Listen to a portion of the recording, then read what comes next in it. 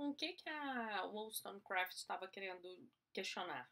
Que relegar as mulheres unicamente a um espaço e sem acesso ao mundo público seria negar que as mulheres tinham capacidade cognitiva, teriam a mesma capacidade cognitiva do que os homens. Então ela faz um argumento que é um argumento da universalidade de algo diante de um contexto que preconizava essa universalidade. Então, a gente está falando sobre o momento da Revolução Burguesa, em que aqueles homens com quem ela está dialogando, com quem ela está pleiteando alguma coisa, aqueles homens falavam sobre a universalidade da liberdade e de uma recusa a obedecer um soberano, ou seja, de uma recusa a não ter democracia. E ela dizia: olha, o que estavam fazendo com todos nós, com essa falta de liberdade, é o que agora vocês estão replicando com as mulheres. Esse é o primeiro argumento disso que a gente está chamando da primeira onda do feminismo, que normalmente é explicado em três ondas, a primeira, a segunda e a terceira onda. Elas não são necessariamente fixas e se atravessam, as lutas, as demandas, elas vão se atravessando ao longo do tempo. Então, algumas coisas da primeira onda nós vamos continuar encontrando hoje em dia, assim como algumas questões da terceira onda podiam já estar presentes em outros momentos históricos. Então, não é algo estanque. Mas a primeira onda, é importante dizer que ela dialogava principalmente com essa ideia de casamento burguês, né, desse modelo familiar burguês, que no Brasil só chega no século XIX, mas a gente está vendo aí no século XVIII, né, e que começa em 1500, então começa no século XVI, como a gente falou no vídeo anterior.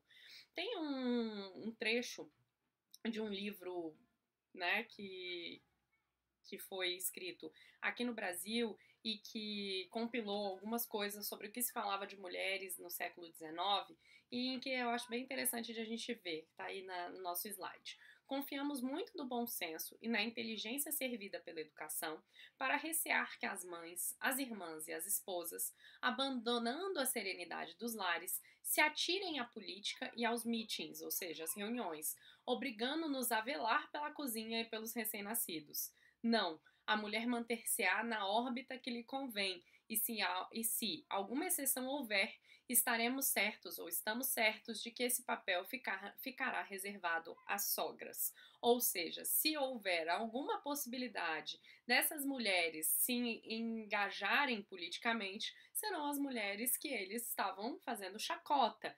Né? Então é um momento histórico, o século XIX, a instituição do modelo familiar burguês na Europa, que já existia aí desde o século XVII, XVIII, e no Brasil, ele reservava esse lugar privado, esse lugar doméstico, às mulheres. A primeira onda do feminismo vai questionar, então, esse lugar, vai questionar esse modelo familiar burguês que contrariava as expectativas liberais que aconteciam, que se proliferavam na mesma época. Como eu falei, os homens na Revolução Burguesa esperavam democracia, esperavam liberdade, inclusive a liberdade de posse, de propriedade. É um dos alvos da Revolução Burguesa de 1789 na França.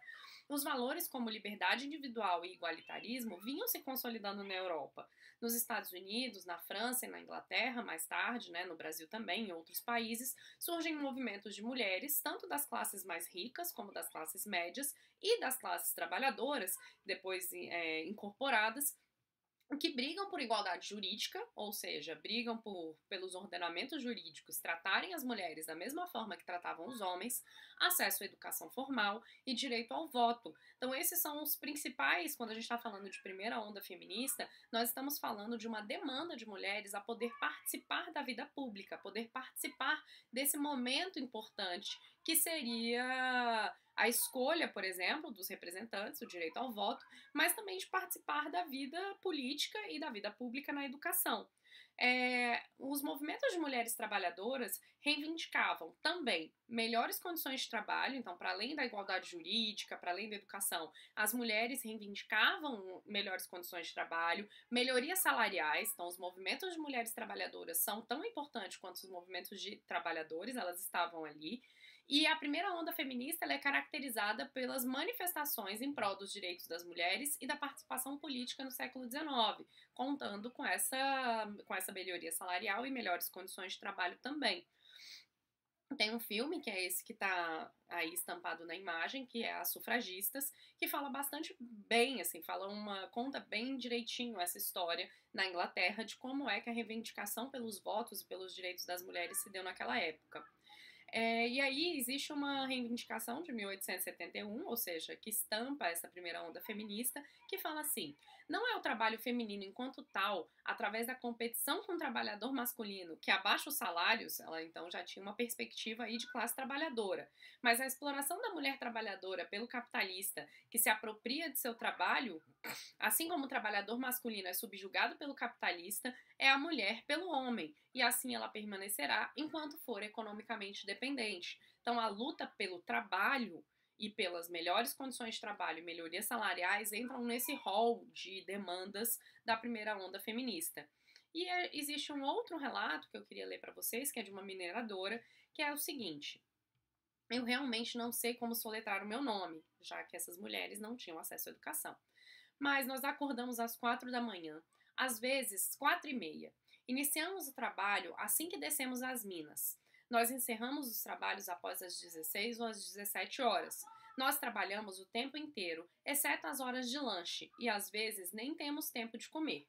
Eu sou uma gradadora, que empurra o vagonete, e tenho feito isso por muito tempo. Eu sei que os vagonetes são muito pesados e o trabalho é muito duro para mim. O suor é abundante sempre. À noite estou muito cansada. É muito comum, ao chegarmos em casa, não termos força para tomar banho e vamos direto para a cama. Normalmente, adormecemos na própria cadeira. Meu pai vive dizendo que é uma desgraça as meninas trabalharem na mina, mas infelizmente não temos outra coisa a fazer. Eu trabalho há 11 anos na mina. As garotas estão sempre cansadas. Eu fiquei doente 2 vezes neste inverno, com fortes dores de cabeça. Nós nem sempre temos bebidas e comida suficiente, mas temos uma boa ceia. Eu sei que meu pai acorda 2 horas da manhã para trabalhar e não retorna antes das 16 horas. Nós trabalhamos constantemente 14 horas por dia, exceto aos sábados. Nós usamos calças e nas mudanças de minas, nossos sapatos ficam amarrados na cintura. As garotas nunca trabalham nuas da cintura para cima. Os homens não nos insultam nas minas. A conduta das garotas nas covas é inconstante. Eu nunca frequentei uma escola. O máximo que fiz foi ir à escola de domingo, que era a catequese, mas tive que abandoná-la. Ao abandoná-la, pensei como era ruim desperdiçar meus finais de semana. Aproveito os domingos para andar e respirar ar fresco. Eu nunca aprendi nada. Nunca vou à igreja ou à capela. Não há igrejas ou capelas em Galber. A mais próxima fica a mais de 1 milha. Nunca ouvi que um bom homem virá para o mundo representando o Filho de Deus e será o responsável pela salvação dos pecadores. Ninguém me conta nada sobre Cristo. Meu pai e minha mãe nunca me ensinaram a rezar. Eu não sei rezar. Eu nunca rezei. Esse relato mostra a privação que as mulheres passavam, mesmo aquelas que eram da classe trabalhadora, que tinham inserção nesse mercado de trabalho. Elas eram pobres, logo tinham uma restrição orçamentária, uma restrição financeira, precisavam vender a sua força de trabalho para conseguir sobreviver, tinham horas e horas de trabalho extenuante, muito próximo ao dos homens, mas não tinham direitos que alguns homens tinham, como, por exemplo, o direito ao voto e o direito à educação. Essa entrada na vida pública é uma demanda da primeira onda feminista, que vai aí no século XIX e atravessa um pouquinho do século XX no Brasil, principalmente no século XX. E é com esse relato que eu queria fechar um pouquinho a aula de vocês de hoje. Até a próxima!